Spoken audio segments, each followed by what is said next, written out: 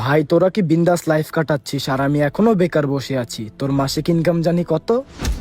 আমার মাসিক ইনকাম হচ্ছে 50,000 টাকা। অনেক কষ্টে নিজেকে বানিয়েছি, তুইও কষ্ট কর, ভালো কিছু হবি। ভাই আমার তো চাকরি হয়ে গেছে, মাসিক ইনকাম 10,000 টাকা। দারুণ খবর দোস্ত, কংগ্রেচুলেশন। বলেছিলাম না তুই পারবি। ভাই আমার তো প্রমোশন হয়ে গেছে, বেতন এখন 20,000 টাকা হয়ে গেছে। সাবাস, আমি জানতাম তুই পারবি, তোর দ্বারা হবে, তুই এগিয়ে যা। ভাই আমার তো সুপার প্রমোশন হয়ে গেছে, বেতন এখন 50,000 টাকা হয়ে গেছে। ভালো, কিন্তু বেতন 50,000 টাকা হয়ে গেছে, তুই তো দেখা যায় আমার সমান সমান হয়ে গেছিস। ভাই আমার আরো বড় প্রমোশন হয়ে গেছে, এখন আমার বেতন 70,000 টাকা। কি এমন করে ফেলেছিস? ভাগ্যের জোরে হয়তো পেয়ে গেছিস, না হলে তোর যোগ্যতা বলতে আছেই বা কি। আসলে আজকাল কপাল ভালো থাকলে যা খুশি হওয়া যায়, যোগ্যতা বলতে এখন কিছুই নেই।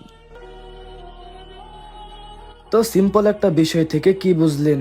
মানুষ চাইবে আপনি বড় হন, কিন্তু সে এটা চাইবে না আপনি তার থেকে বেশি বড় হন।